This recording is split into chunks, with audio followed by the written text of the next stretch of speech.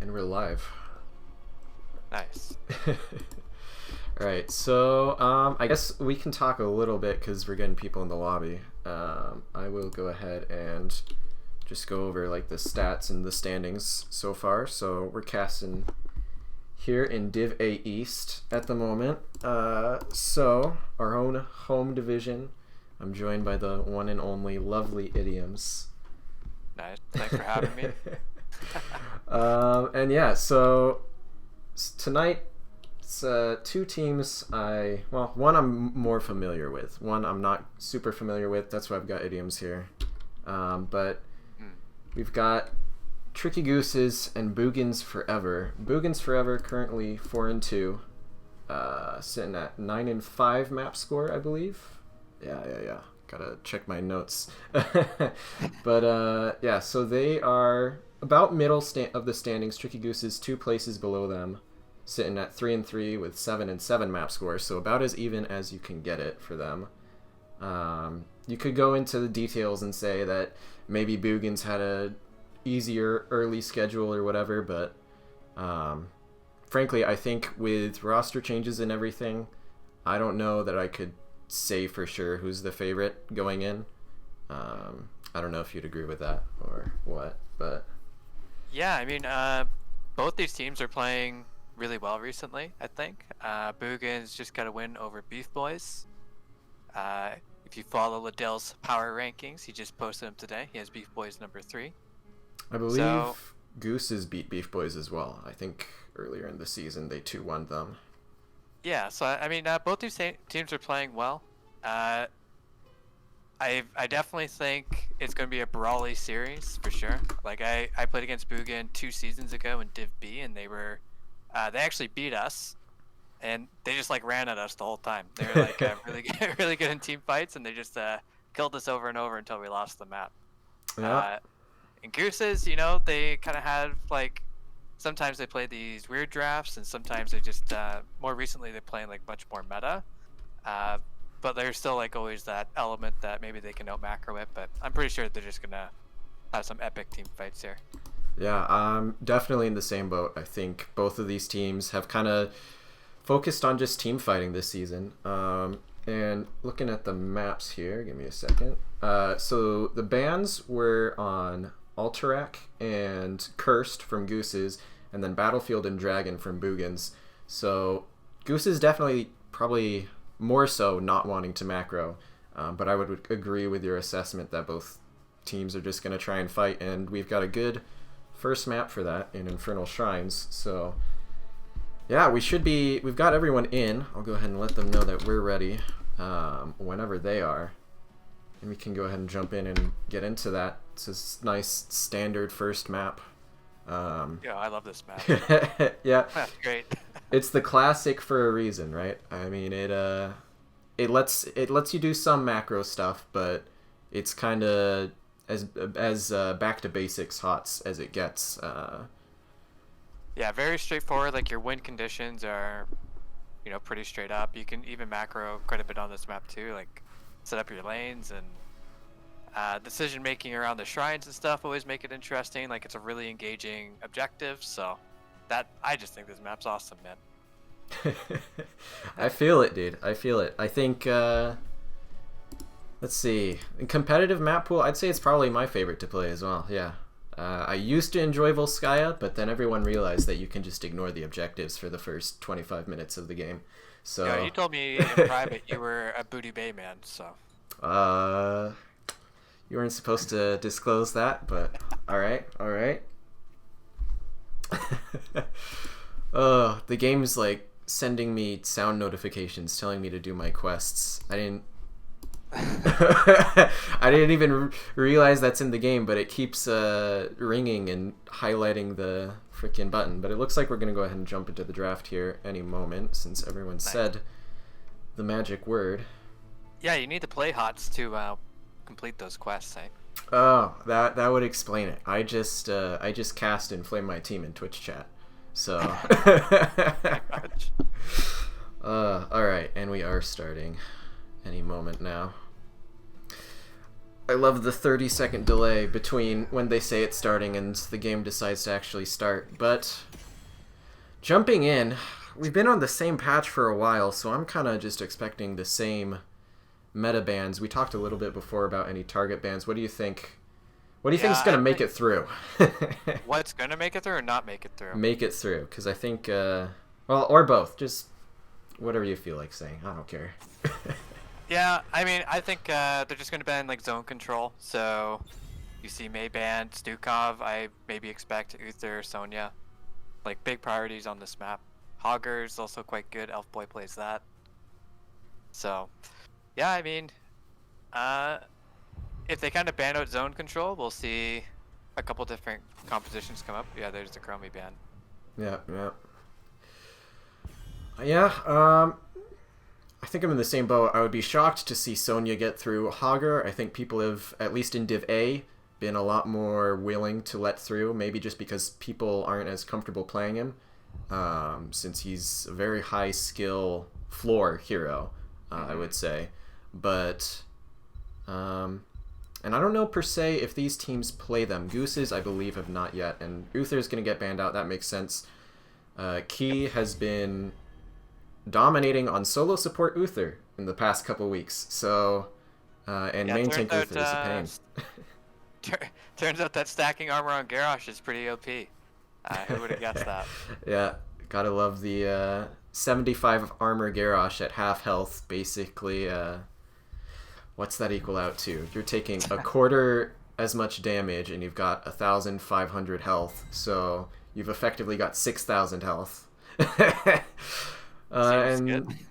I'm actually kind of surprised. I guess this is probably a target ban that I just wasn't aware of, but Deathwing's banned by the Gooses. That's something that I think Birdie has carried on in a few of their series, so... Yeah, I'm a little bit surprised to see Deathwing banned. It does make sense, like I talked about zone control stuff. So, they take away the Garrosh from Mini Ken. Yeah, that's, and already works well with their bans too, because May and Uther are both great heroes for denying Garrosh space at the front line, not letting him get the free throws. And I think it's also not bad into Gooses, because, I mean, like you said, two teams who like to fight, aggressive positioning and all. I think Garrosh will be good, but Tychus and Sonya, seeing Sonya get through to the second round on Infernal Shrines is pretty crazy right now, so I don't think Gooses can be too upset. Like, even though I'm not too surprised, like, once it wasn't banned, I think I like the denial of the Garrosh. And yeah, like, you let Sonya through, but now you have like a really good blub comp with the Garrosh. Definitely true. I think and it's kind of hard to ban out now. I don't know what I would ban here if I was Gooses. I mean, you want to go for something probably with Shrine Clear or just something you don't want to deal with in the offlane. Diva could be good. She's really good at disengaging when you get that throw so that the enemy team can't help out. But it's going to be Tassadar, actually, so a mage that can play pretty safe and really help with that kind of pick potential. But yeah, I think I would have liked the Diva ban, or maybe they're planning on picking it up and just running couple front lines at them with no tank. I could see it. Yeah, I think I'd like the Diva ban. But yeah, we'll see what happens here. Joe ban, pretty standard, considering you've got Garrosh on your side. You've already banned out other good stuff, and it's good for the map, so... Good for the map. Already, Tricky Gooses has the better shrine composition. So you hand over Joanna there, and it gets even better. They go with the ETC, which can be good or bad, depending. It's like everything into Garrosh is kind of like a skill matchup. So we'll see how that plays out. Yeah, I think definitely after 13, once you get the double boop, that can be on ETC. That can be a pain for Garrosh to try and step up, but before that and even after, if the ETC isn't playing safe, I mean, with a Greymane and a Stukov on the other end, if ETC gets thrown, he should die every single time. And there's the Diva, as well as Gul'dan. Yeah. Denial to Nanani, who is the flex pick here at the end for Gooses, so maybe even a bit of a snipe there as well, since he loves to play the Gul'dan. Really good draft. Yeah, like what do they need here in order to nail it out? So there's a lot of burst damage going on. Yeah, I could see a Jaina, always good to help slow down the Garrosh. Alarak. That's much more of a Nanani hero, I think, though, than the Jaina. Yeah, actually, it's not too bad. The displacement's really nice. Gul'dan's very vulnerable when he's casting Drain Life. Stukov does need to set up for his combo, so he's like a great combo disruptor if he's not the target of it. I do like it. They have a nice displacement in their draft, and they have Shrine Control. And the burden of execution is definitely on the other team, Boogans. So, yeah, I'll be interested to see how this goes. I am kind of liking the spiciness of the Alarak, though. So, I think Tricky Gooses has it. Yeah, I think both teams have been able to play pretty well in executing their team fights, but I would agree. I think the burden of execution is on Boogans. Gul'dan offers some good shrine clear, so does D.Va. But I think when you have Sonya on the shrine and Tychus being able to pop the Odin, that's about as good shrine control as you get. So, and with the Alarak ETC, that's about a year of chain CC on whoever he pulls. So I could see it going either way, but I agree. Do you think? Oh, do I think we'll see the drill? I mean, I could see it. The main argument people make for drill is that Odin removes the ability for you to use your trait, and against Garrosh you want to be able to use your trait frequently, at least until he's dead. But frankly, I just think on this map specifically, I mean, people talk a lot about this, a similar case for Alexstrasza. This is her best map because Dragon Queen wins shrines, and I think Odin does the same thing. You can get to 20, pop Odin, and just poke the rest of the minions down, and you don't even have to give Garrosh the opportunity to throw. So I think it depends. If Gooses play well around the shrine control, I think Odin would be what I'd pick here, but I could see drill if they're feeling spicy, and the Gooses often are. But I'll go ahead and introduce our blue team here. On the side of Boogans Forever, we have Bummernot on the Garrosh, Non-Champion on Gul'dan, Campbellis on Greymane, Tompiece on D.Va, and Thundercats on Stukov. Yeah, and for Tricky Gooses, we have Birdie playing the Tychus, Elfboy on Sonya, Miniken rocking the ETC, Key 1108 on the Holy Boy himself, Anduin, and Nanani on Alarak. So we did see something kind of interesting to me. Sonya went immediately to the top lane, and with an Alarak and a Tychus and an ETC, I would have liked to see Gooses go for the mid fight, but I can always understand against a Garrosh not wanting to do that. So just playing it safe, but that is going to give Boogans, they got a pretty big lead on... Ooh, throw on Elfboy. Not going to go where they want it to, though, so I think he gets out here, maybe? Yeah, I think he does get out here. I think if Greymane got one more Q, he maybe could have gotten the kill with the cocktail, but Gooses are going to go ahead and just take the siege camp of Boogans here in response, so that missed throw is going to end up costing them. Yeah, good punish by Tricky Gooses being really quick with it. And yeah, looks like they're going to get out of there too. Yep, Garrosh not quite able to get in there in time. Got dismounted by the Impalers, so that should be 2 camps for Gooses. I don't know if Boogans will want to play aggressive, but with D.Va closer than Sonya at the moment, I could see it. Oh, Birdie slips away. Bottom camp's going to be postured up by Boogans here. Might be uncontested. Yeah, Gul'dan did just Hearth, so looks like Miniken's going to hop in there. Greymane's already at half. I think this is just going to be a 3rd siege camp for the side of Tricky Gooses. Yeah. Ooh, actually, that's a huge combo. Huge combo, but it looks like they're still going to take it. Yeah, and Sonya was rotating down, so Elfboy had priority there on Tompiece and was able to be there to secure it, even if Boogans decided to fight over it. Yeah, and they were almost done their side camp here, but Anani just packed it up and left for bottom just to scare them off, so really good communication going on.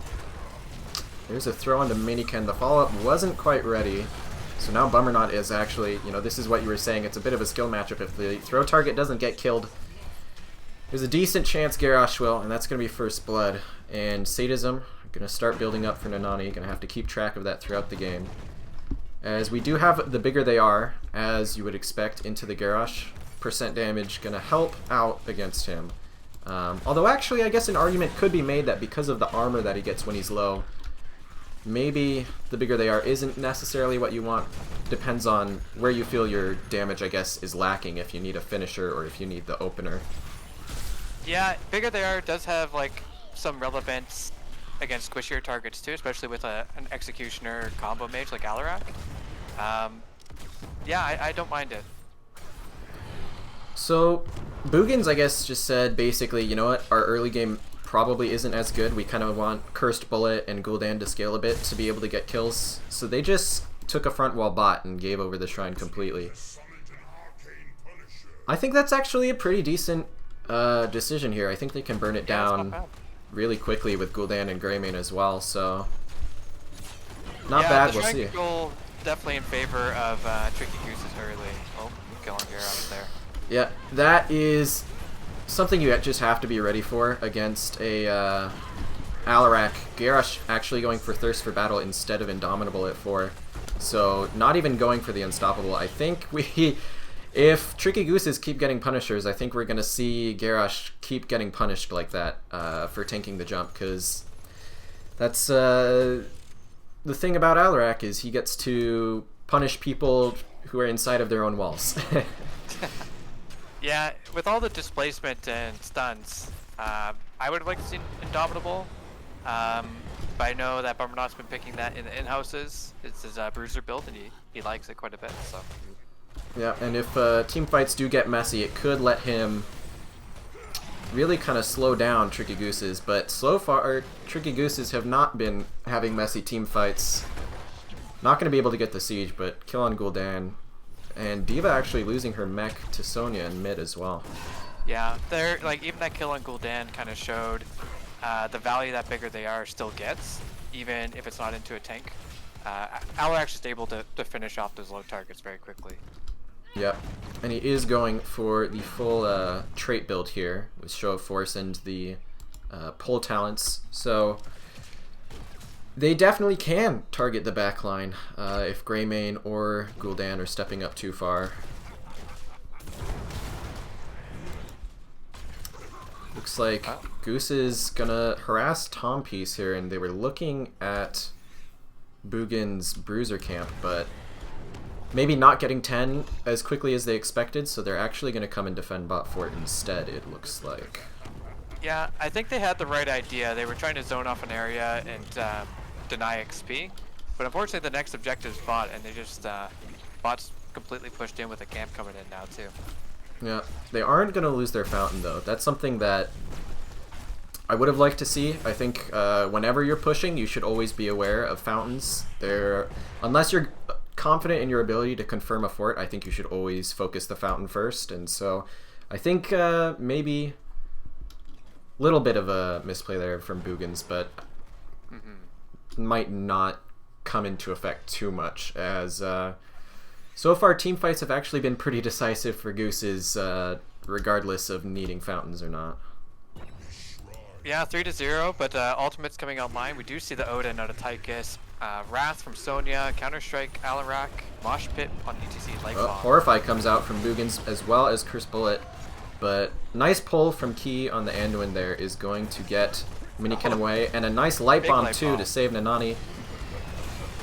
Big Mosh gonna catch 2. Bummernot doing his best, but without the taunt, he's not gonna be able to stop the damage, and that is one of the weaknesses of the Bruiser build. You can 1v9 a little bit, but if the enemy team's clean, then you're gonna struggle, and it's gonna be 3 for 1 there. Yeah, I think ETC will take that trade every day.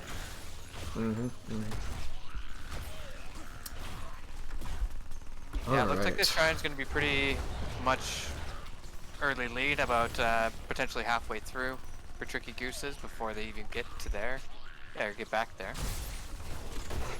Yeah. I do like non-champion poking on a little bit. It's risky, but he has been struggling to get those Echoed Corruption stacks, which he will need. As Bummernot goes for the throw on Nanani. A good silence follow-up from Thundercats, but again, a little bit of a split focus from the side of Boogans, and the Shrine goes over to Tricky Gooses. Yeah. So now they're going to push in with Odin and level 13 as well. So this is Boogans doing the right thing here and going to just defend at the keep. But this could be a really scary push because up 13, that's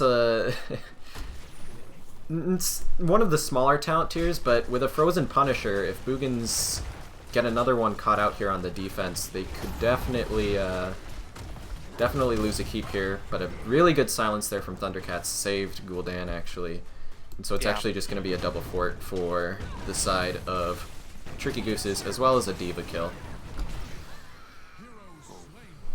D.Va goes down. Yeah, it's a really good pull and good defense underneath that keep. Good safe play by Boogan. Make sure, you know, them getting a fort's not the worst case scenario there. And I did like to see something we didn't really touch on, but during the objective there, we saw D.Va push out the Bruiser in top lane, which got them most of a fort.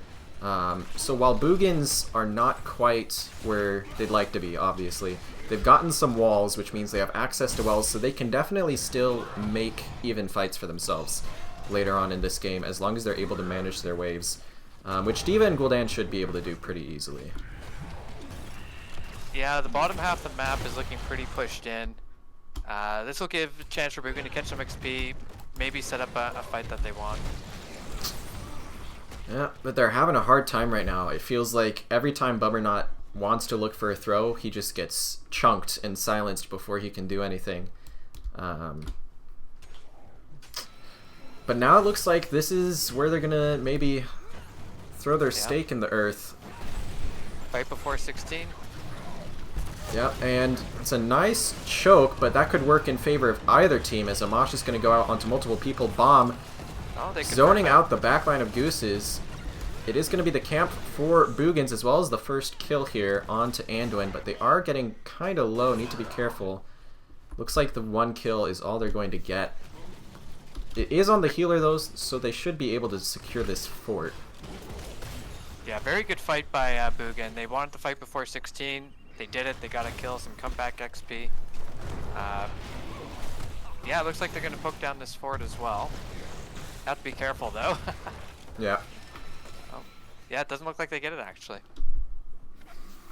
One thing I will say, I've been very impressed by Miniken's Moshes so far this game. There are a ton of interrupts on the side of Boogan, and so far he is yet to get interrupted. So I know something that I kind of struggle with in justifying an ETC pick in this meta is there is just so much CCC on a lot of the ranged DPS, but he's been pulling it off. That being said, huge combo from Thundercats. Oh. And yeah, as I was praising him, that's the weakness there of ETC, and another rough spot. No, he has been playing well. There's a lot of burst on the side of Boogan there, so I mean, ETC's a little bit squishy. Really unfortunate. The double root there was beautiful there, and it just kind of set the fight up for Boogan. Yeah, absolutely, and I think they've been able to do a lot better at finding those choke point fights, as Bummernot going to survive. That is the there's your bruiser build. But now that Garrosh is down and D.Va, okay, gonna be able to get out. That's a 4 for 4 and ETC, or 1 for 1 overall, but ETC's up again. That's you hate to see it. Just as Boogans get themselves back in, Shrine spawns and they lose their tank. So this is just another one for Gooses. Maybe just a little greedy. They could have probably ran, but they thought maybe they could just sneak it out. Really unfortunate it was right before the Shrine too, but they'll just look to defend this. If they pull it again to the top keep, they can probably defend it without losing a keep. That is true. I think they're definitely in a decent spot, and they've set up their bottom wave here to be able to put some damage on to the fort. So this is something that I've been seeing from both teams, really, is setting up their waves pretty well for where their current objective is. I think Boogans especially have been doing a good job at mitigating the damage by setting up in the other lane so that Sonya has to split off. But Mortar Punisher, arguably the scariest in the late game because... Oh, it's not jumping. Yeah, it's, okay, got delayed there, and that's going to be a dead Garrosh because of it. Yep. Wow. Horrify. Okay. Yeah. That is, that's really rough, and now with Odin, one more pick and this could be game if Sonya rotates in, so Boogans need to be careful. Shove is going to push Tychus all the way out, but that's a big chain CC onto Stukov. He's down. Sonya is here. Elfboy has Wrath of the Berserker. I think it's safe for Gooses to at least look to potentially end here, and they're gonna try it. Yeah, they should definitely pressure this. That's a good mosh on the Diva to prevent the bomb. Absolutely, and I think as long as Elfboy gets out here, gonna get killed by the fort. Actually, I'm not. I don't think Gooses can end now. Yeah. Really unfortunate there. Sonya was tanking the fort and then walked into the bottom keeps range just barely. I still like that they did it because it's Agreed. still the right play to do. It's unfortunate that they lost somebody, but it's good that they made that play still. Yeah. And they are going to be able to finish off this top fort and prevent Boogans from getting too much. Top and bot fort have barely been hanging on for the past little bit here for Gooses. That's something where I think it was risky because of the position on the map, but I would have liked to maybe see Boogans try to confirm those a little more, get the passive XP going, but they are doing the right thing here. Knowing that Sonya's down, they're just getting in Goose's faces, getting the forts now. Yeah, before level 20 as well. Maybe they're just trying to force something. They still need to push out their lanes a little bit, but I actually wouldn't mind like see these crash a little bit and just have like Diva just picking it up. I wouldn't even clear that mid wave. But yeah, they're gonna lose the race to 20, so I would like to see a fight. Yeah. That being said, Diva is far out, and Bummernot should get pulled by the telekinesis here. Gonna get a heal on him as well as a Horrify. 3-person silence route, but gonna get interrupted as my camera goes the wrong way. So 1 for 1 on the tanks again. This is really just the potency of these pick comps. Both tanks getting traded out. Gul'dan actually. Let me look at the stats here. Gul'dan is the highest damage in the game by 13k. So definitely, I think he's kind of the only one who's been able to poke all game, and that shows. Pretty much all the damage from both of these teams is very committal. They got to put it all on 1 kill. And so tanks have been dying a lot. But yeah, the fights have been quick. And Gul'dan's really the only one living a lot of the time. They're going for the Garrosh and just trying to delete him as quickly as possible. This is a frozen Punisher, so that's I think it could honestly, if this team fight goes decisively in that there's more than 1 kill for either side, I think that team should win off of this. That very well could. Unfortunately, the bomb's not up for Diva going into this fight, which is really disadvantaged. Yeah, that is rough. She does have ablative armor, which gives her some self-heal over time, which can definitely help with that as a Mosh and a Silence come out. ETC going to fall. Deathmatch going to catch onto 2, but Nani on the Alarak going to fall as well. That's all of the sadism gone. And that should be the shrine here for the side of Boogans, and with Odin already popped, that's one of the best tools already used. Birdie going to secure it. That might actually be able to save the game for the side of Gooses, especially since Key is able to pull Elfboy back. Ooh. Okay, so the combination of the cocktail and the level 20 splash is going to be able to finish off Anduin there. I thought it was going to get Tychus as well, but he backed just before an auto splashed off the fort. So this will be a keep for sure for Boogans. I don't think they can end, though, with Alarak and ETC respawning so soon. I wonder if Sonya and the Punisher can end. That's what it looks like Sonya's thinking, is she's going to push in the three... Oh, not going to push into 3 katas. Actually, Core's falling. I don't know how I feel about this, because that's going to be game for Boogans. I mean... He had to try, man, for science. Yeah, I mean, I think if he was faster and if he cleared the wave on his way there to get the 3 katas on core, and maybe if Tychus defended, because Tychus wasn't even there until the game was already over. Maybe it could have worked, but I don't think Boogans could have ended there, because ETC and Alarak were just respawning as they finished, and if there were 2 people defending, I don't know. Maybe I'm wrong, but yeah, I do think he probably should have gone back to defend. But really good comeback win by Boogan. Really, really good comeback win. Yeah. And you called it. Whoever won that fight decisively is going to win the game. The Shrine went the other way, which made it a little bit more interesting. But yeah. I thought it was really well played. Early game was all tricky Gooses, and that, like those last couple fights, really, really well played. Yeah, and I think looking at the 20s, Haunt on Gul'dan with the minus 20 armor. Yeah, minus 20 armor. I think that honestly might have been just what Boogans were needing, because the entire game Gul'dan was getting really good horrifies on the counter engage, but there just wasn't really much damage coming out of it, and so that's one of the things about Gul'dan. He can lose a game up till about level 16 when he gets his damage spike, but once they got to that point, it felt like Boogans were able to take most of the team fights and eventually the game. So a very, very solid turnaround there. And that was Goose's map pick. I think it's a map that both teams are fine with, considering they're very team fighty teams. But yeah, not bad, not bad. Yeah, I wonder where we'll go next. Probably another team fight map. Volskaya, I'm calling it early.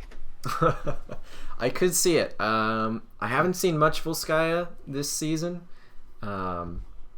Probably mostly for the same reason that I mentioned earlier. A lot of people just not huge on how long it takes at this point.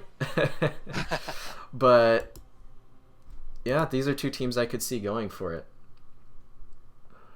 Yeah, I'm kind of curious to see how these next drafts go, because they definitely went in of a plan of denying from Tricky Gooses from their more comfort picks. Yeah, I know the draft's a little bit away, but definitely interested in that. Well, I will tell you what, you are wrong about which map it is. We are on Braxis Holdout.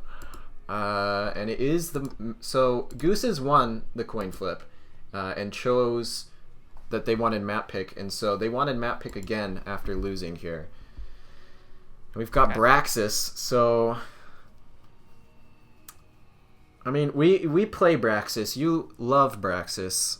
What are your thoughts? There's a lot of different ways you can play this map. I think definitely the hero pool for Tricky Gooses, I can see why they do like Braxis. It can either one team wins really early, or it's a complete clown fiesta for the rest of it. So yeah, I mean, yeah, it's like you're rolling the dice from level 16 onwards on this map.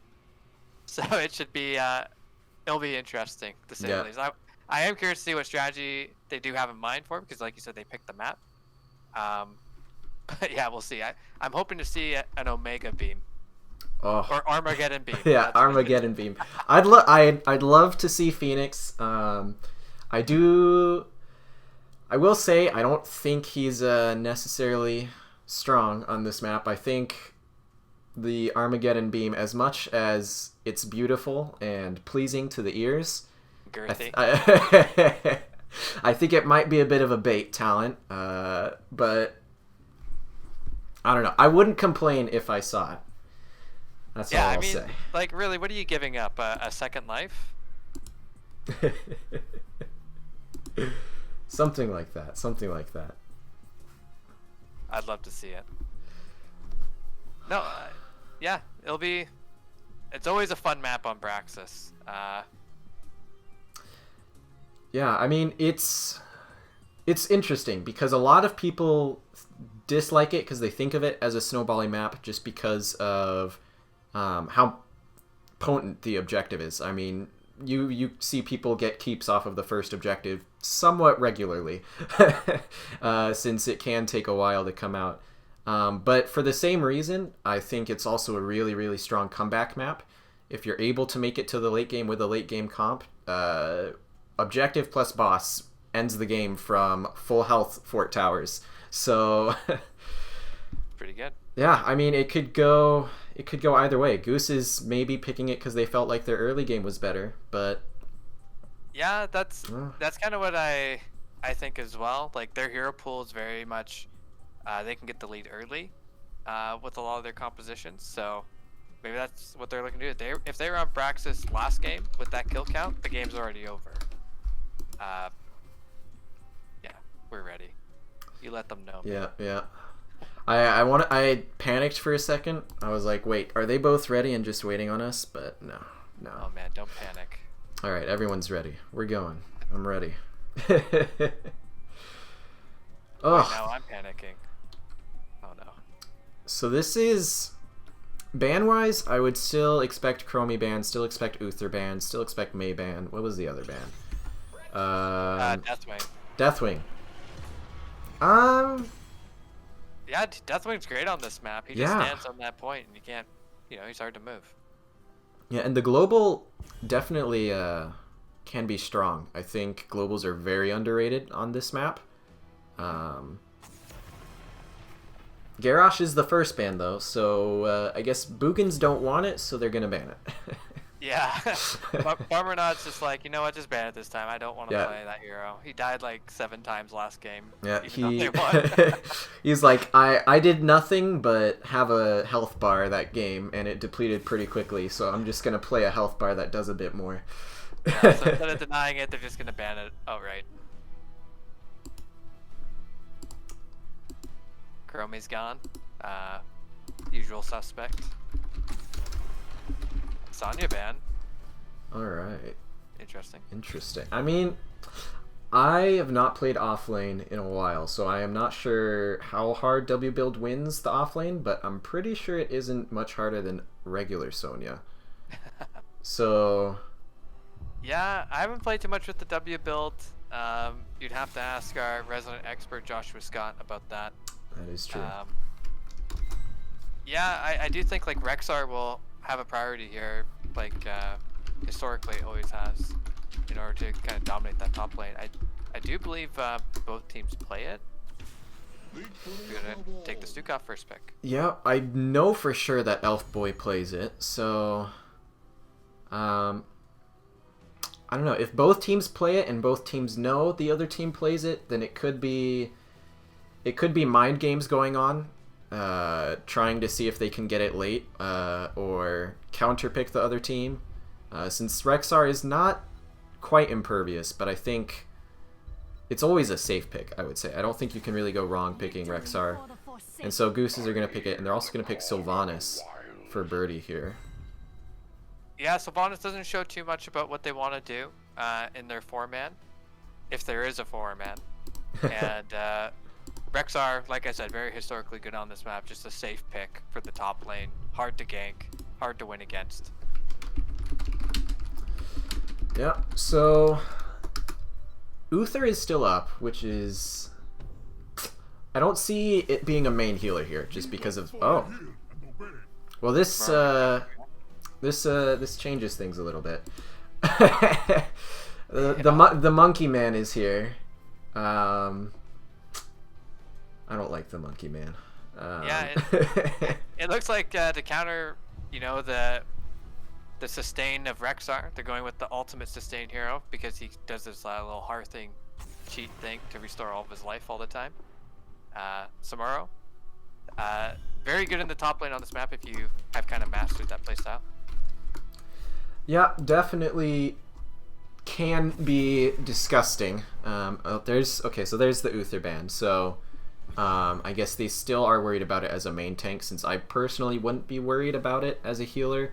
Even if you are going for a taunt variant comp, I just think Uther as a main heal is really hard on this map, since you're kind of ARAMing in the bottom lane. Yeah, it can work as like a main tank a little bit, but still, you kind of want to be a little bit more zone control. They do go with the Joanna into the Varian. Get the Anduin pull, light bomb. Yeah. Yeah, not so bad. No engage so far on the side of Tricky Gooses. Yeah, that is true. And the Johanna, man, the Johanna is so weird into Varian, because that is one of the few tank matchups that Johanna loses, because of the shield break, and even just because of taunt as soon as your shield is down. And Tassadar Tychus is a pretty solid follow-up. Lots of defense capability for the Zerg, as well as the poke from Tassadar and the ability to pop someone. So there we go. There's their engage. I knew their draft looked really weird because it didn't have an engage, but I guess that makes sense to pull the Maiev in last. Sylvanas with Maiev, yeah, they can definitely get some kills. Anduin follow-up. I do kind of like this. Yeah, I like the draft on the side above Boogans, though. With once the taunt's down, you can just wall behind it, and they're just trapped with you. It's like a mini entomb.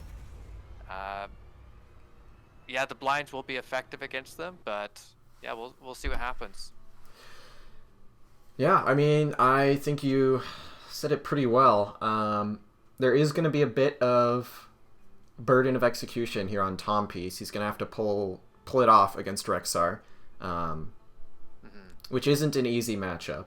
That much I can know. But I think the 4-man should be pretty confidently won after level 4, and maybe even before that, just because of the poke from Tassadar.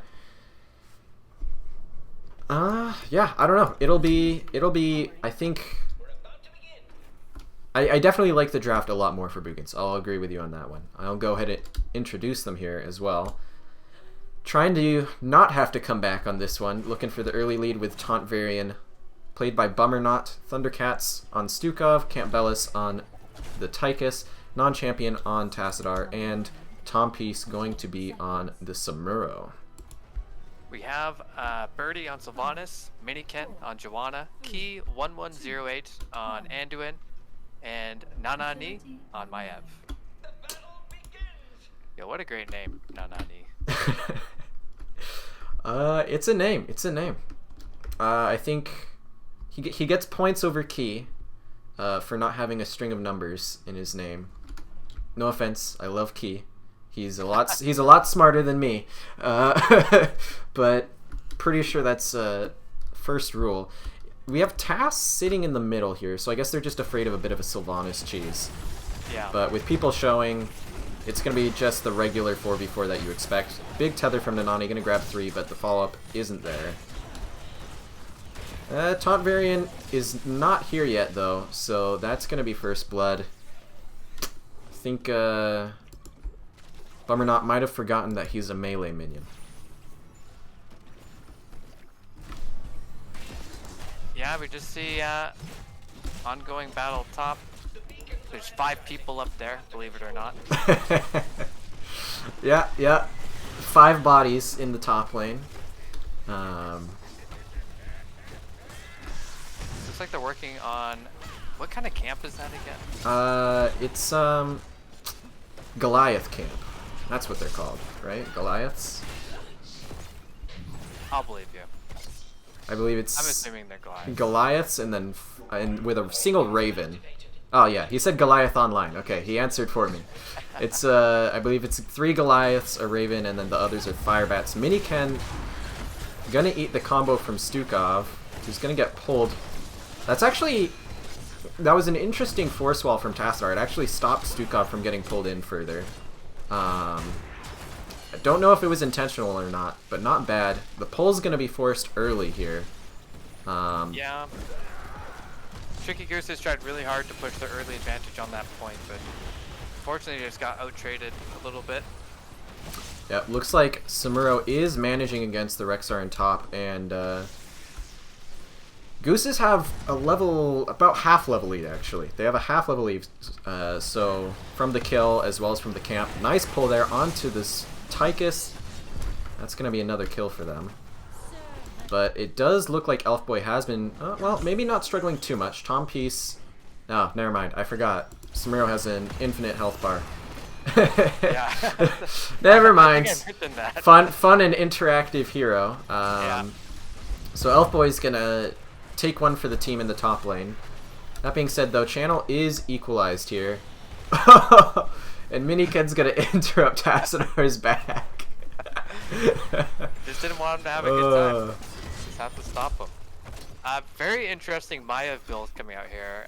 Pursuit of Vengeance on 1, Sudden Vengeance on 4. Yep, so Blink builds. That's yeah. It's a very, from what I understand of Maiev, I'm not the expert here.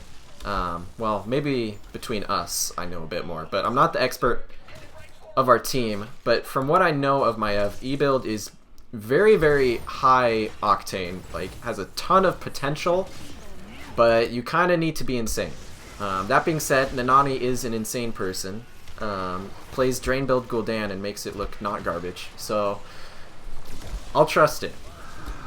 Yeah, maybe Blink build was the pick here. I don't play Maiev much anymore, so I can't really say, but it seems like it's doing the job. It's giving him a lot of engage potential and a lot of ease and movement abilities coming out. Yeah, and that engage, like you said, is what they need. He's basically Johanna's the meat shield, but Maev's the tank as far as all the engages are going. Johanna's just there to like stand on point and control some vision and pull everyone together with her condemn. Maev's by definition of engage the tank for them. Yeah.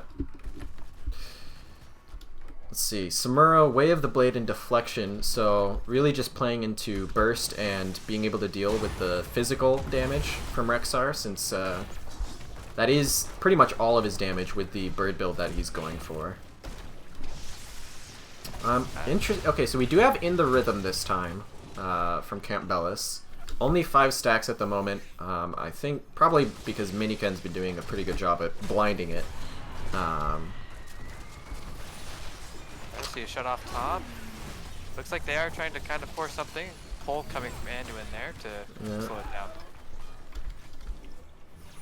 Yeah, I think maybe a bit early, but Key's a very good healer player, and I think sometimes better safe than sorry is good. Bummer not going to get tethered in, but the root's going to miss, and that's going to be the rotation from Tom Piece as my alarms all go off. Oh, Miniken barely escapes. Yeah, very, very close from both sides, but Samuro is going to miss a little bit of soak, just a couple minions, about half a wave. So technically, it's a win for Gooses. Yeah, once again, we see the early game going over to Tricky Gooses, second game in a row. So it looks like if their idea was to go on a map that they can win early, they picked the right map and right composition to do so. Yeah, and it is going, so it's going to be Festering Wounds here for Sylvanas, so looking to try and just 100 to 0 someone. Might see the double wave build if she's feeling extra spicy. But for the moment, it's also gonna lend Sylvanas to do more AoE damage, which works really well in synchronization with the pull. Alright. Looks like we're just going to have a full 5v5. Both teams have kind of decided that doing the normal Braxis thing isn't their jam. Yeah, now's the time. That's going to be going heavily in favor of Gooses. They're going to get At least 2. Oh, that being said, Monkey Man is doing monkey things and killed Rexar. And now he's getting away. Yep. Just Samuro things, you know? It's a hero that some people love. Yeah, they love him a lot. Too. Yeah, they really like it. And they're very vocal when he gets any nerfs whatsoever. That being said, it is being played very well by Tom Peace. He's really been salvaging, I think, the struggles that the 4-man has been having so far, with some good rotations and some good pressure on the Rexar. Oh, there's the Entomb. Yep. And so that is that's I think why we saw the Anduin pick there. That's the kind of thing that really only Anduin's going to be able to save you from as far as the healer pool goes. But again, I almost feel like if that wasn't a Johanna, maybe the tank gets away. Oh, but another really aggressive taunt followed up by the Stukov. And that's just why Taunt Varian and Stukov has been seeing play at like all levels, even in Storm Division, CCL, whatever. It's just it's a really easy combo as far as or it's a low execution combo which can have a lot of reward. Yeah, exactly. Like even though you really only have like one engage with it, it's a very strong engage as we see it again. Yeah. It's extremely strong. It is like kind of a one-shot, so if it's not in, if you're not like coordinating it and you miss it, it's really bad because then you have no peel or anything. But they're hitting all of them right now, just getting pick after pick and really controlling bot lane. Elf Boy getting low, but so is Tom Peace. That being said, Tom Peace is just going to press B and queue up his swap, so he'll be fine. Don't worry about him. We see Maiev going top now. Oh. Never mind. I lied. Tom Peace going to fall. Samuro confirmed not broken. He can die. That being said, Joe can die too. And, ooh, actually, gonna be able to get the unstop off thanks to the pressure onto Stukov there. And with the cage onto Tychus, that's a kill for Gooses. So rotation from Maiev is goes unpunished, and they actually get another kill. And they're just gonna go ahead and do boss. Yeah, forcing boss really quick. Tychus still down for 10 seconds. They have reasonable burn on it. I like it. Yep. Samuro should. Yep. He is going to recap, so it isn't going to be a Zerg wave plus a boss. There should be time for the Boogans to at least clear out the boss before the Zerg wave is confirmed. But it looks like the Gooses are actually fine with just ignoring the objective for the moment and taking all of the camps on the map, which is something that has actually been ignored a little bit, but normally on Braxis, getting those camp rotations out is really, really important. And actually, Gooses have been doing a little bit, which has helped them get the XP lead, about 1400 XP just for Mercenaries over the Boogans. Yeah, I think I would have initially liked it if they pushed bot just to secure this fort, but it looks like the boss is going to get it anyways. Yeah, Rexar rotated really riskily there, but with the pull from Anduin, he's going to be able to get out just fine. Yeah, DPS just not in a position to follow that up for the side of Boogans. Yeah. And that is some of the struggle, I think, when you've got two very effective pick comps. If you ever die and you try to push out, you have to be extremely careful. And we've seen it happen from both sides, where just death after death gets staggered this game. But for the moment, the momentum is, again, here for Gooses, so I think they're going to be hoping for a keep here. Odin is up for defense as well as Black Hole, but Sylvanas is also going to be able to shut down the towers.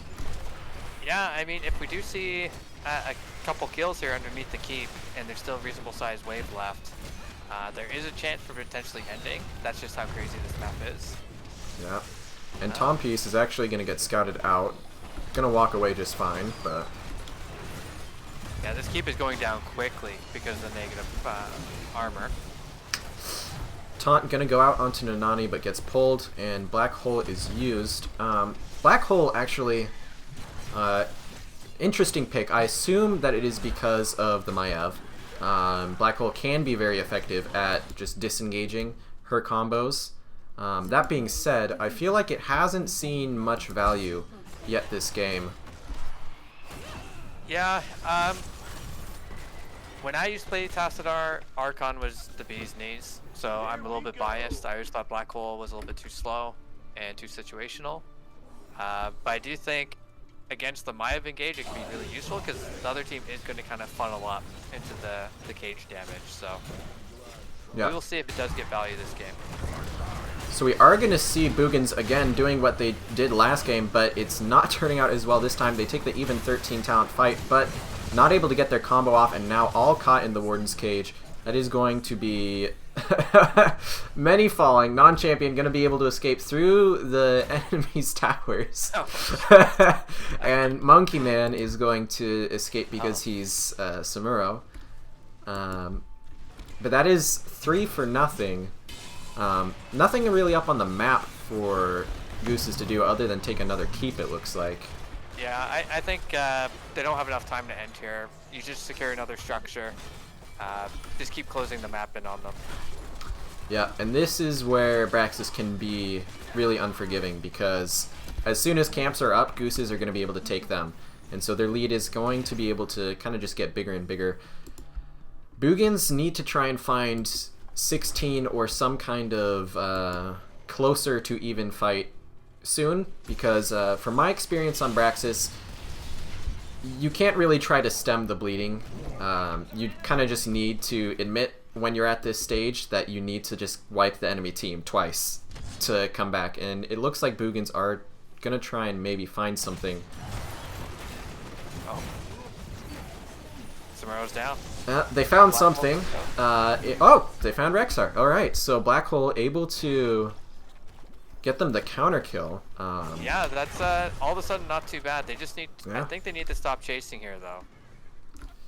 Yeah, with a 4v4, I think they can comfortably just play the rotation game, soak waves, and cap points as 4 until they're up to 16. But maybe they can get a pick here. It looks like they're gonna try for it. It's gonna be on the Maiev. Good silence as well as a root, and the Nani will actually fall. Birdie Eid in there, going to fall very low as well, but with the Will of the Forsaken, gonna be able to get out. And yeah, looks like checking bushes is not working out well for either team.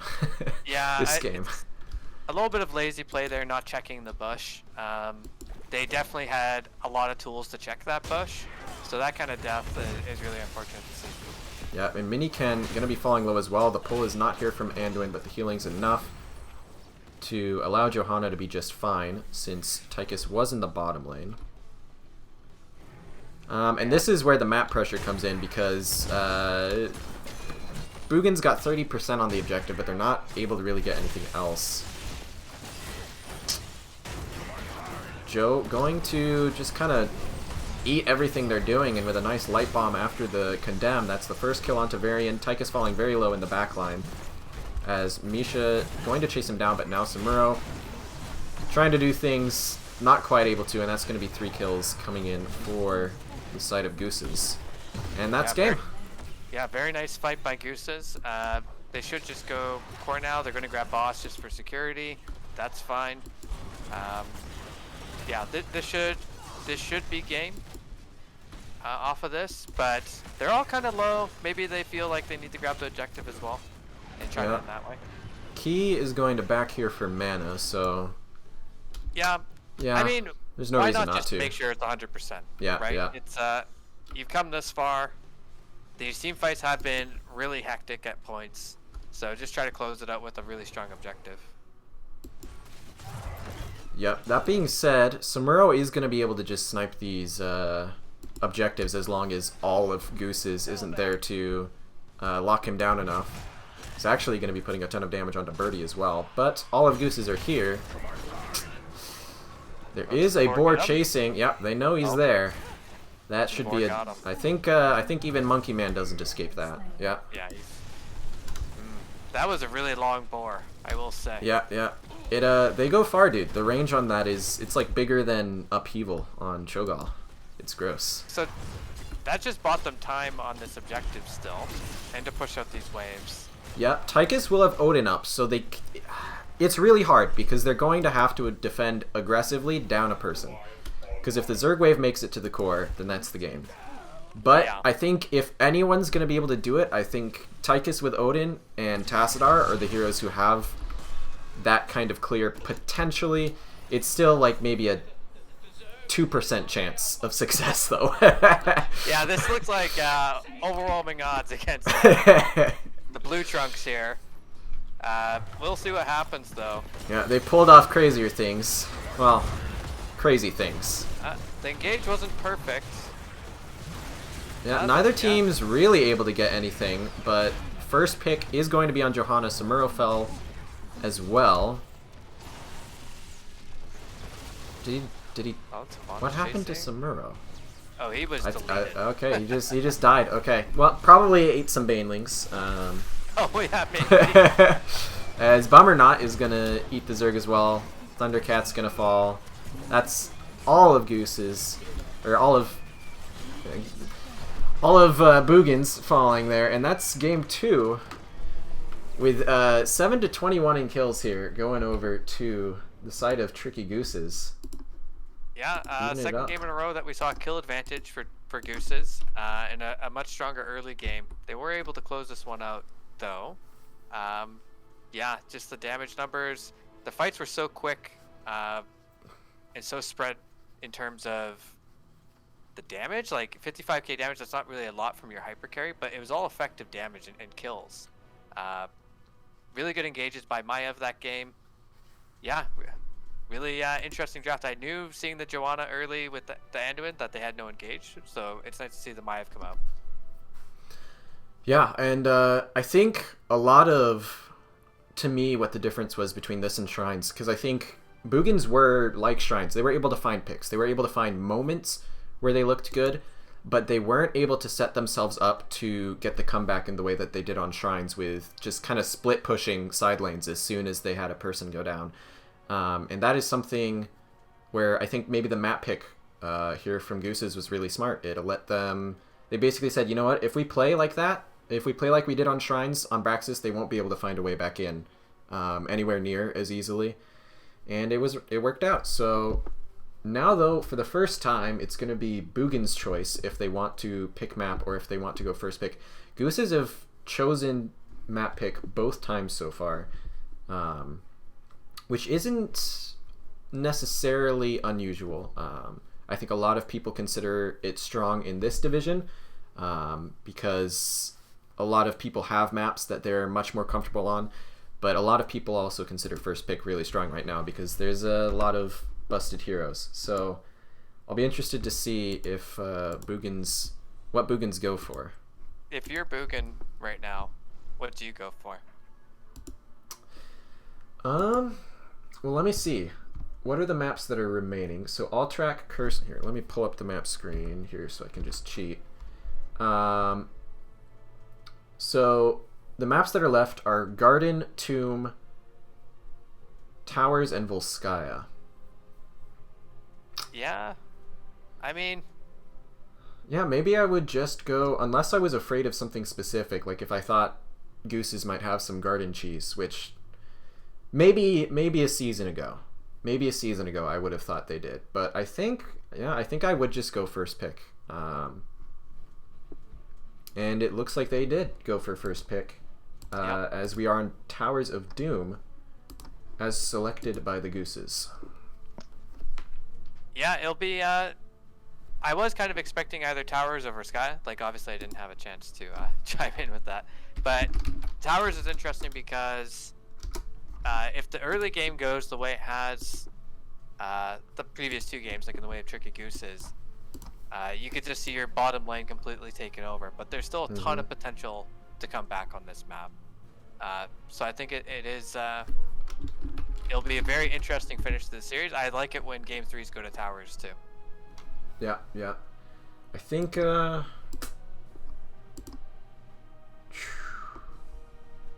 I don't know. I think it could go either way. Obviously, Towers of Doom is known for being basically a comeback map.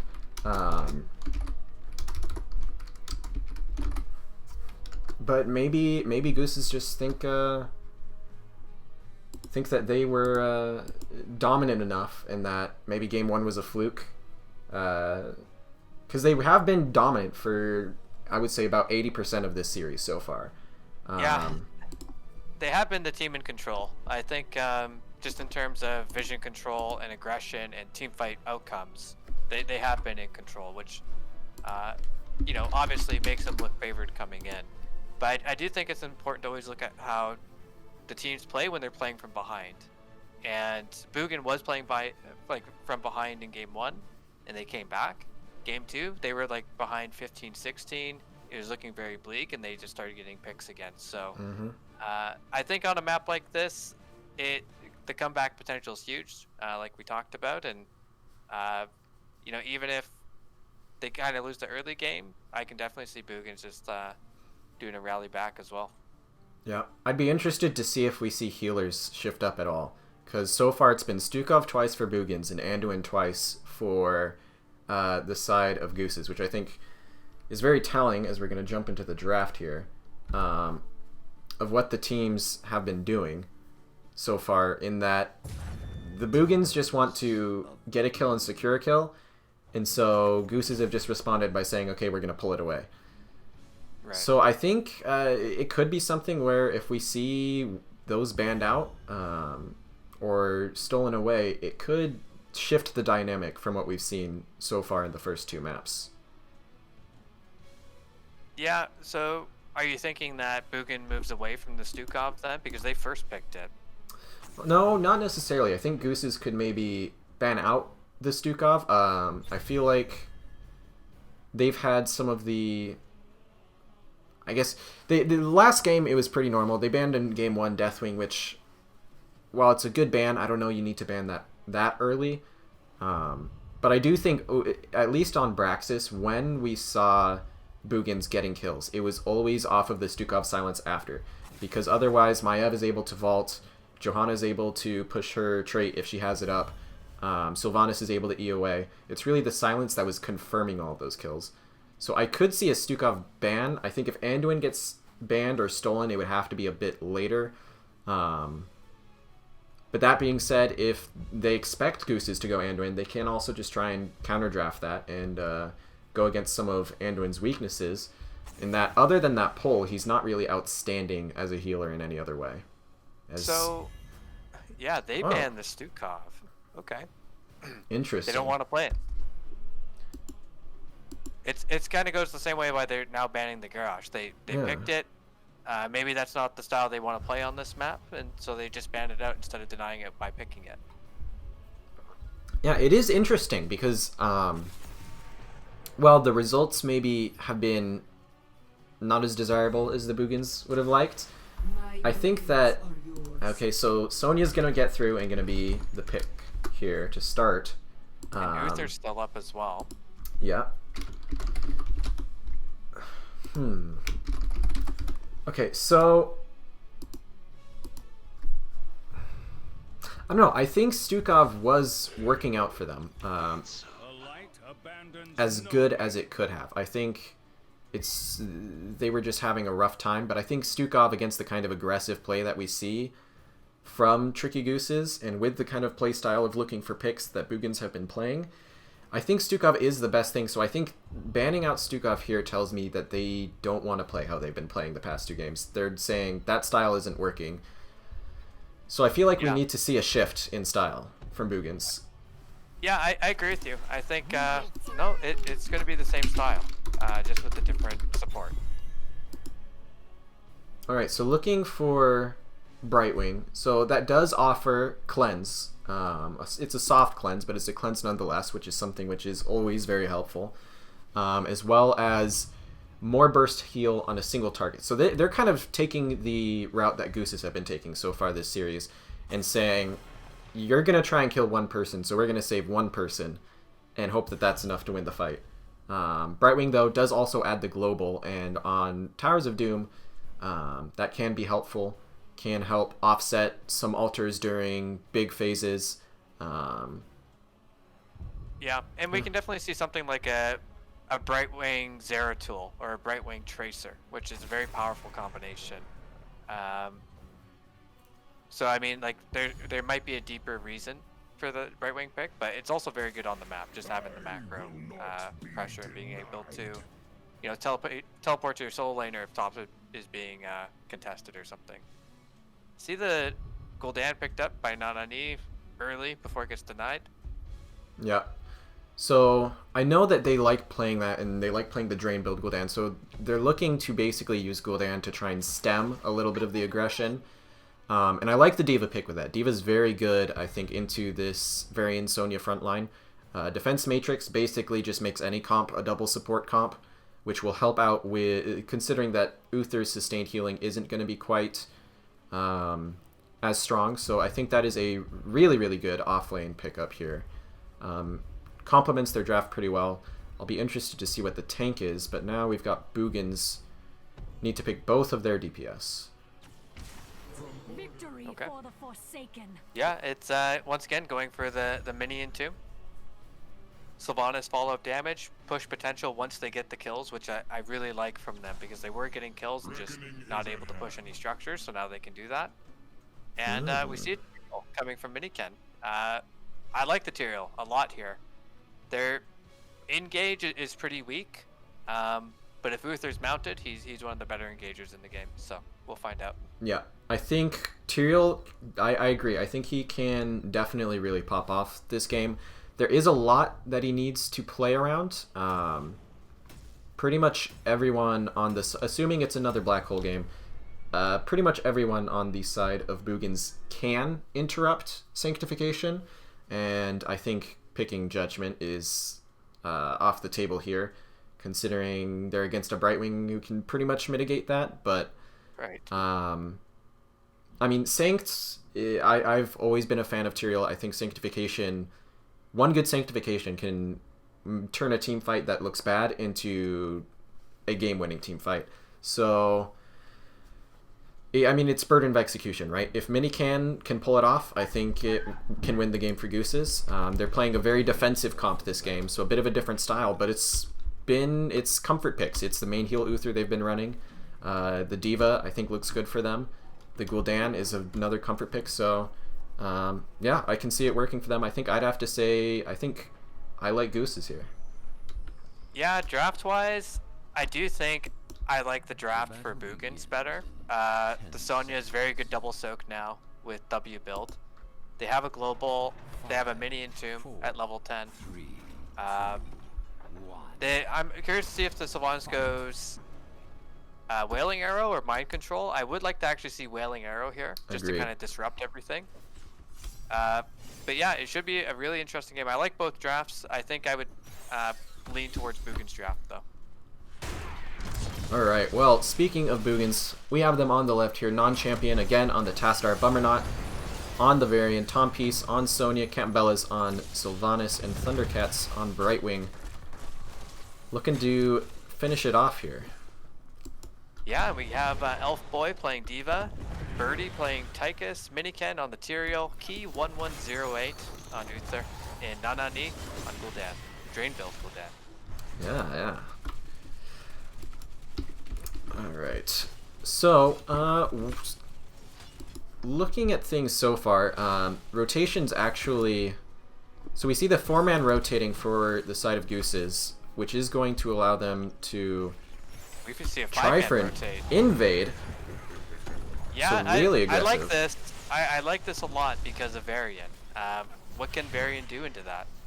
I think that's a really heads-up play. You do lose some soak, you get some early deny, but they're going for bottom lane control, which sometimes means you just want structures. Yeah, I think it's a good denial.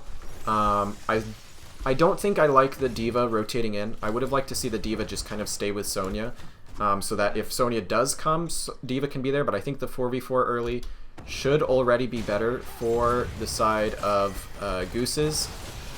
And they lost 2 waves of soak for it, and then they didn't even push in the sappers, which makes me feel like maybe it's not working out. That being said, they're even on XP, so it ended up...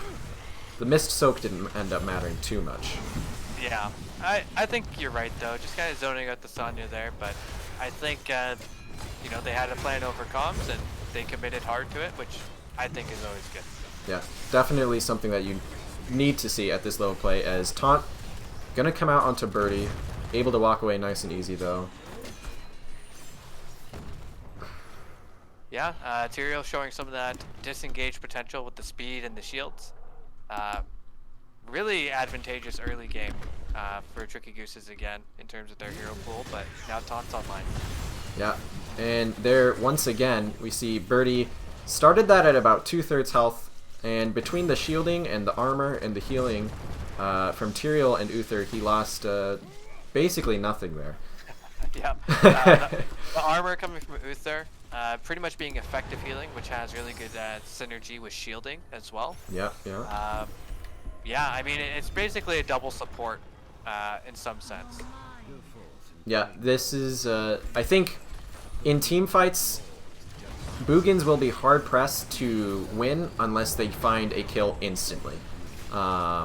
Because the amount of survivability that is offered by D.Va and Tyrael and Uther when combined like that is insane. That being said, the early, now that Varian's in and Sonya rotating it down as well, it's going to be 2 altars for the side of Boogans, and actually they force quite a few backs from the Gooses. Yeah, this is okay.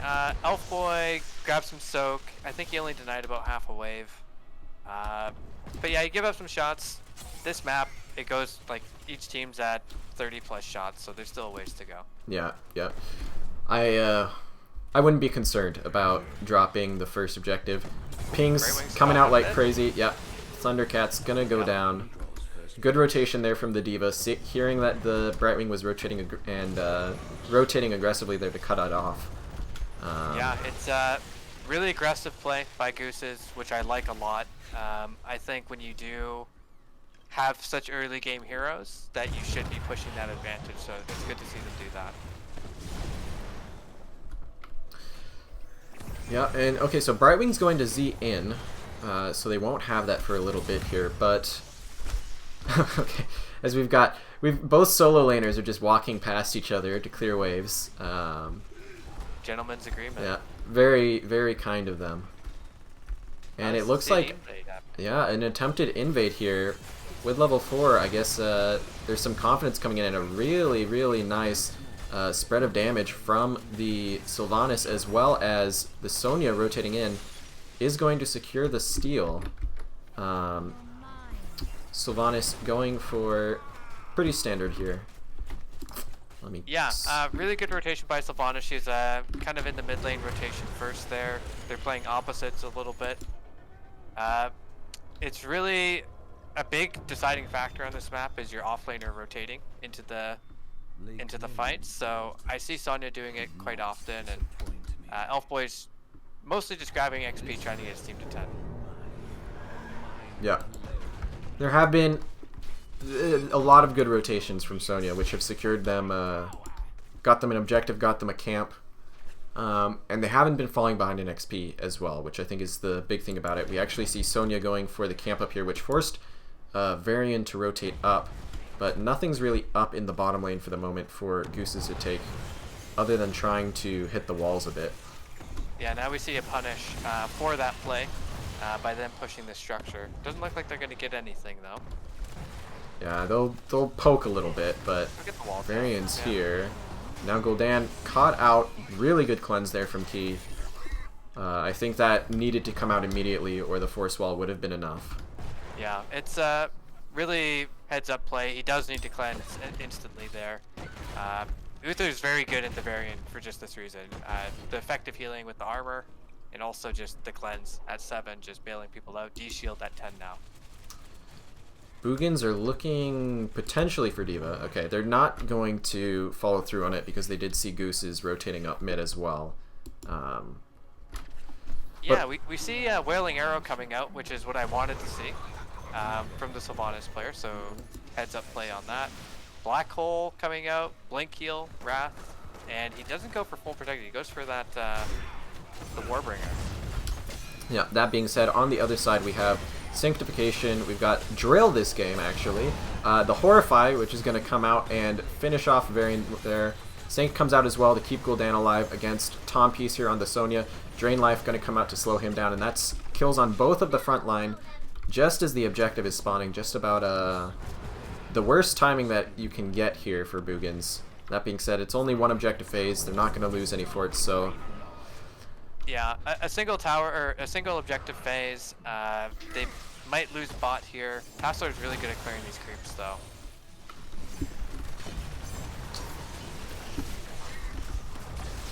Oh, looks like Nana's stepping up a little bit. Yeah, with Varian dead, they're being very aggressive. That being said, they're going to have to back out. Luckily, Tyrael very good at doing that. Yeah, the move speed. They should just be playing for 13s right now. They don't need to rush anything. Even fighting over this camp's a little bit suspect. Sonya's ahead on the rotation as well. I think they just need to wait it out, soak 13, hit another power spike. Absolutely, and that is, I think, one major difference that we're seeing this game, specifically from Gooses. Their composition, the past few games, every single comp we've seen has been a pick comp, basically. You've got low cooldown engages, and if you put all of your abilities on one person, they're going to die. This game, we're seeing much more of a ultimate-based team composition here from the side of Gooses, which I think can work very, very well, but they need to make that smart decision-making and know when they need to give. At that moment, they didn't have Horrify, they didn't have Sanctification, so I like them not fighting there, but I also like what they're doing here. Yeah, they should just go for this objective. Yeah, it looks like they might even secure both towers here. Yeah, they should definitely be able to. Yeah, huge rotation on the Sonya there. Elf Boy constantly stalling the rotation, and they saw that Sonya was trapped, and really good 4-man rotating up to it. Yeah, I think one little nitpick here. I guess I'll always play the devil's advocate. I would have liked to see them let the Brightwing get in, as weird as it sounds. I think with the composition they have, they definitely could have still killed Sonya and then gotten a second kill off of it. Something that's always actually a little bit of mind games and counterplay you can do with the Brightwing there when you look for picks. But overall, they get 2 objectives, they get the bot keep, so they're sitting happy. And again, with about a level and a half lead now at this point in the game. Yeah, it's looks firmly in their control again. That bot lane advantage, which we talked about briefly, really important on this map because of the 2 sapper camps. And obviously you're controlling a lot of objective phases as well with it, and you are controlling the double soak rotation to mid lane. Yeah, they should just try to walk these in, keep pressing their advantage. It looks like that's what they intend to do. Yeah, and they have all ults up, so it's actually even a little bit scary here. I'd love, yep, big Horrify, gonna come out onto multiple, and with the Holy Ground there, actually non-champion able to get a really, really nice black hole there. Sanct comes out just to ensure that no one dies.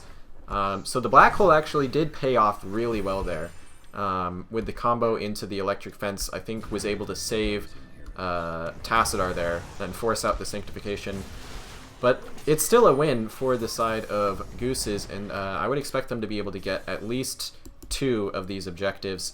I don't think we see them try for the 3, but that's 10 shots to 3 here. Should be. Yeah, it looks like Boogans going to force the matter on the top 2 objectives. Tricky Gooses is split, so if they do get on this top right, it's very heads up by them. Yeah, Elfboy does have the self-destruct though, so he should be good to defend this for a little bit, especially since the taunt is down. Yep, gonna be able to throw that exploding mech, and now Tom Peace taking a lot of damage. The Z is going to come in from Brightwing. Will save Sonya. Black Hole comes out as well, so that's a lot of buttons pressed. Down 16, I think. Yeah, Boogans making the smart choice. Just gonna go ahead and give it away. It's rough because it brings them down to 10, but it's better, I think, than wiping. Right. So they do scout a mode on this boss, but not much they can do about it. Sylvanas already went bot to defend the sappers. Since Sylvanas is bot, they should all just be bot at this point. Finish that tower off. Yeah, they do need to start thinking about 16s and getting back into this game, just letting waves crash. grabbing soak. Try not to lose all your towers. Which looks like that's what's happening right now. They're just running as 5. They're gonna start taking tower roulette. Yeah, it's they're gonna need to take a tower and then find a pick on these rotations. Yeah, and that's gonna be really hard because Goose is, I think, doing a good job counterplaying the pick comp here by just grouping up, and they're at a point in the game where they never really need to give Boogans an opportunity to find that pick. So gonna take the top sappers. That'll have to be defended by Sonya here, and now it looks like they're just gonna go ahead and cap mid. That should get them all but one here. So it is even talent here now. 16's online for the side of Boogans. They can look to the middle fort is going to be taken naturally over time. Like pretty quickly, like you put 1 or 2 waves pushed in there. They should look to contest this bottom objective. I know that they only have 1 fort and it looks meek, but this is the best fight they're gonna get. Yeah, absolutely. They've got their fort. They've got even talents. They've got all their ults up. I think if they're able to find a good Wailing Arrow on the Sync, this could definitely be a team fight that works out. For the side of Boogans, the Wailing Arrow does hit Tyrael, but not before any of the abilities are used. Oh, that being said, yeah, big black hole. It is Uther who died, though, and he's going to be able to heal up his team. Trading out onto the Sonya there. D.Va going to get taunted immediately out of the mech and fall, though. So, yeah, like you said, it's the best fight that Boogans had. They took it, and they were able to get the win there. Yeah, that is what I'm saying. Like, on this map, the comeback potential is huge. Boogans has shown all series that they're good at fighting from behind and finding those picks. So let's see if they can make something happen here, turn it into something. Yeah, they're going to be able to take these sappers here, basically uncontested. Oh, and Tyrael's going to die for it as well. Just for fun. They went the Brightwing silence on the queue. Why not just pick Stukov? That fair question. Fair question. I think it was mostly they were expecting another pick comp from Gooses. Wanted the kind of global anti-pick, but so it looks like they might secure this bot fort, which is extremely good for them. Yeah. Instant cleanse coming out. Good stuff there from Key. And so it is going to be even as far as the number of towers go, but a favorable position of towers for the Boogan squad here. Yeah, the next objective being top. They do have top control. Fairly lucky spawn there, but it's only going to be 4 shots coming through. Puts Boogans down to 2 if they just trade. Boogans looking to hold on to this bot lane still, even with objective spawning. Yeah, it looks like maybe they're looking at a... Okay, so they were not looking at their siege. Sonya's trying to take back this fort. I would have liked to see Gooses just go and try and kill her under it, but they're going to go ahead and take the sappers instead, as well as just try and enforce their own cap, already dropping the Draken Laser Drill here. Yeah, so Tricky Goose has actually set up a win with sappers going in, and just kind of making the choice. So, something really big here, I don't know if Goose has realized this. If they sanked, start the channel, Divine Shield, whoever's channeling, they get this cap 100%. But looks like they don't, as Tyrael dies and D-Shield goes out, so they're going to commit to the fight here. All ults have been pressed. Looks like it is going in the way of Gooses slightly. That being said, really big turnaround as level 20s come out and Sonya instantly pops hers. Yeah, I think, as cheesy as it is, I would have liked Gooses to either give that or just cheese it. I don't think there was a reason for them to fight if they weren't going to try and cheese it. They have Boogans down to 2. They could just wait for a 3 objective phase. But yeah, now the map's flipped. I do agree with you. Like, they could have even gone top and walked in those sappers.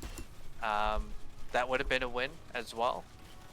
They kind of funneled into a fight that was really good for Boogan and good for Boogan for executing on it. They're just going to look for all these caps now, which makes sense. They're taking the boss off the map. Yeah. Yeah, they're right back in this. 20s are in, so we have the Bulwark of Light as well as Sanctification here. So combined between those two, let's see, we've got okay, 8 seconds of invulnerability. So that is excess for a cap. Yeah. So this is really, really scary for Boogans if Tricky Gooses are onto this, because if Tricky Gooses are able to press either of those ults and right-click the channel, they win the game. Yeah, like if you're Tricky Gooses, maybe you just like run straight on top of that. Yeah, they know he's ready. Yeah. Boogans maybe not aware about this. They need to force something now. Yeah. And they are trying to. Bummer not going to get chunked. There goes the Wailing Arrow, as well as a ton of damage, but there's the Bulwark. No one... Good oh, channeling. there's the Sank. That's game. That's game. Yep. Oh, no, it isn't! Oh, it isn't! really? And now, oh, they barely got it. Oh my gosh. Oh my goodness. And that's a kill onto Uther. That's a kill onto Diva. Wow.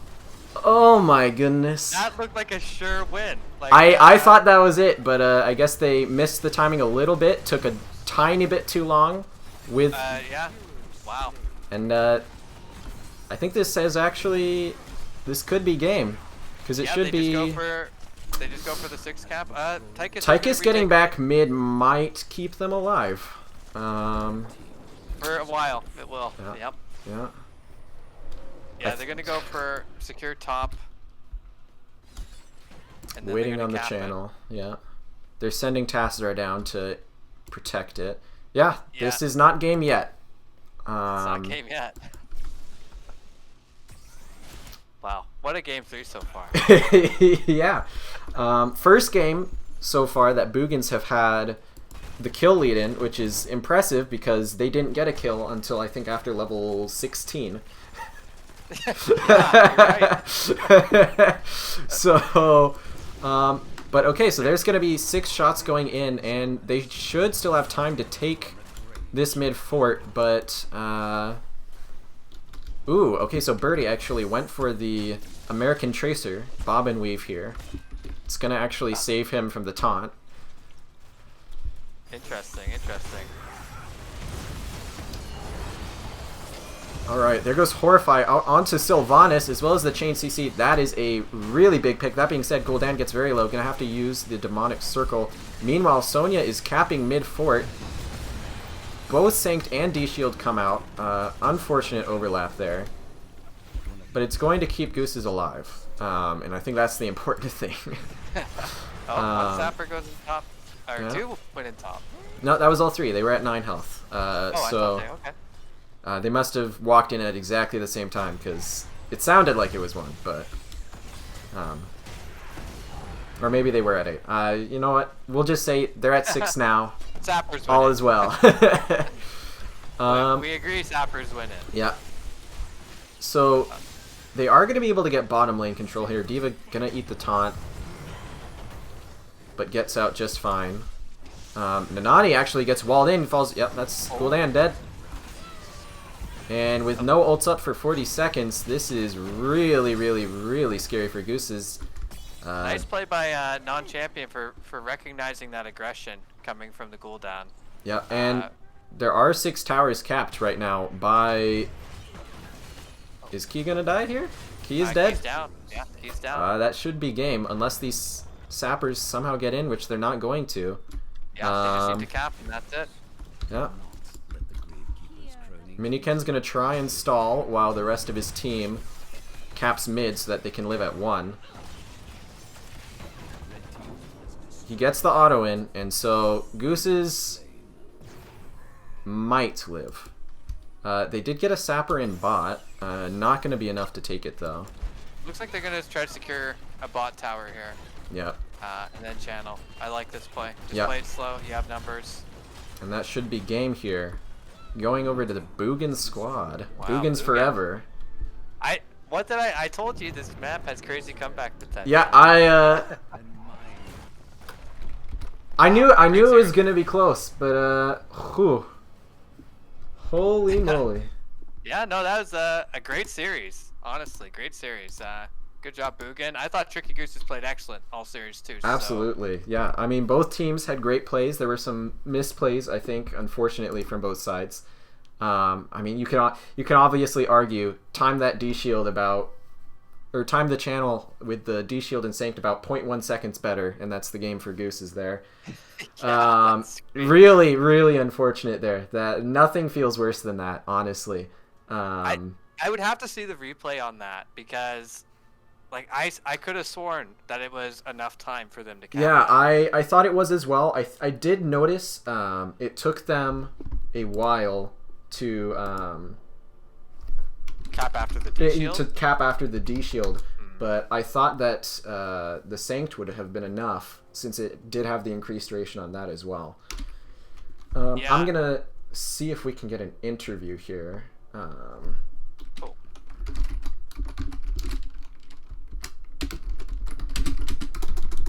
We'll jump on into lobby 2 in the NGS.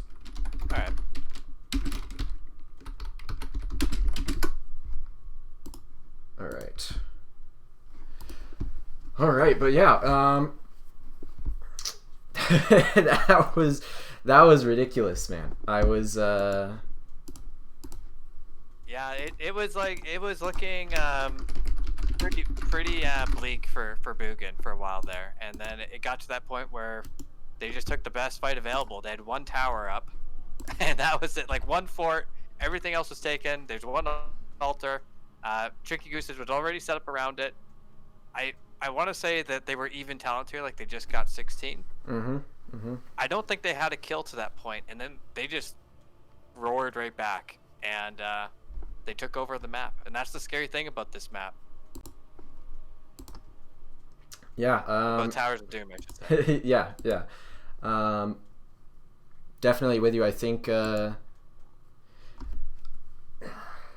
it was a fine map pick, and I think the comp was fine from Tricky Gooses, as we have actually Tom Peace joining us here from the side of Boogans Forever. How are you feeling? Dude, I don't even know what just happened, man. I think that was about the closest series I've seen all season. I got to start off. Normally, you start kind of progress through the series. What was running through your guys' comms and your heads as they used the AoE D shield, start channeling, and then sanctified the cap, and just at the last moment, the Sanct ended and you were able to take that fight? I don't know, man. I don't know what we just pretty much said, oh shit. And then I was just spamming W. I think everybody was just spamming stuff on them, so I don't really know what interrupted it. For a second I heard everybody said oh shit, and I was like, I thought it was just over, and then it just didn't channel, and yeah, I don't know, it's close, man. Yeah, definitely. Yeah, I mean, you guys, I think throughout the series, we saw games that looked really good for Tricky Gooses early, and you guys were able to turn it around. How do you feel about yourselves as a team that plays from behind? Is that something that you've always found you're strong at, or yeah, tell me about it. Yeah, I would say we tend to be there a lot, so you gotta figure out ways to win games when you are behind, and obviously it's not our goal to do that, but it's stuff that we're working on, like figuring out what we need to be doing early. I think we gave some early deaths in the first 2 games that were unnecessary, and just mistakes. I mean, that's what happens in these games. Like, they're never going to be perfect, but if you can keep a positive environment in the comms and just be like, all right, what do we got to do next? Then you can win it. You can win a fight. So, especially with that last one's towers. Like, you're never out of the game. Down to 2 points, but it doesn't matter. So. Yeah, absolutely. 2 points and one fort left. Yeah. Yeah. It was. And you had no kills at that point. Yeah. And yeah, you just roared back, man. You just roared back. Yeah, it was tough. The top fight, there were, I think it was the 21. It was like another game scenario. We didn't know if I needed to clear the sappers because we were gonna try to invade theirs, and then we didn't get there in time. So then I needed to go back and clear the sappers, or else that would have ended. It was like, I don't know. It was sweaty. The boys held on though in the 4v5 for a minute there. Yeah, totally crazy series.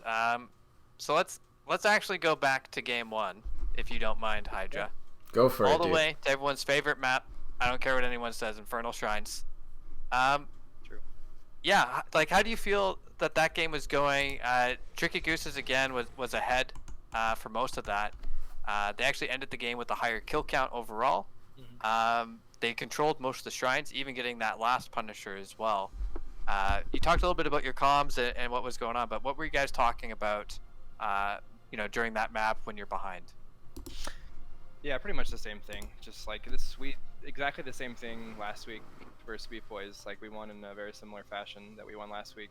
So it's like, yet again, we've been here. We know this scenario, and we know we just need to talk about like what our fights look like. Like what are we looking for here when something's not working correctly?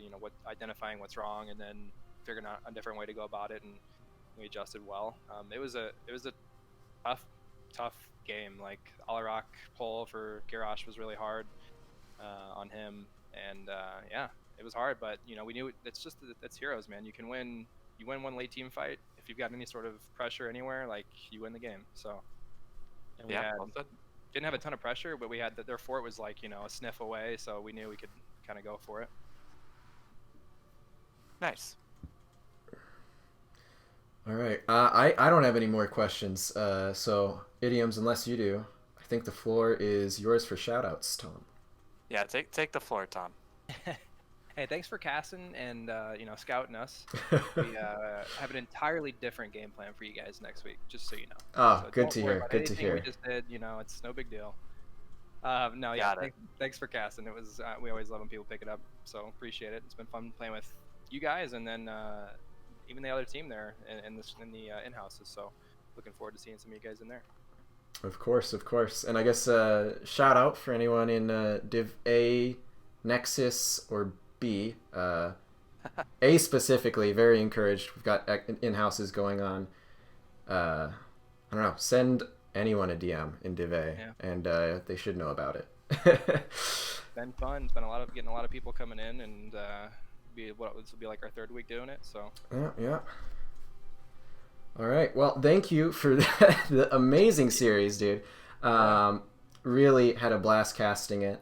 And looking forward to our match next week, dude. It's gonna be great. Yeah, it should be a good one, man. This division seems pretty competitive with a lot of really good teams, so it's been fun. Appreciate it. Absolutely. You have a good one. All right, later, fellas. Yeah, GG's, man.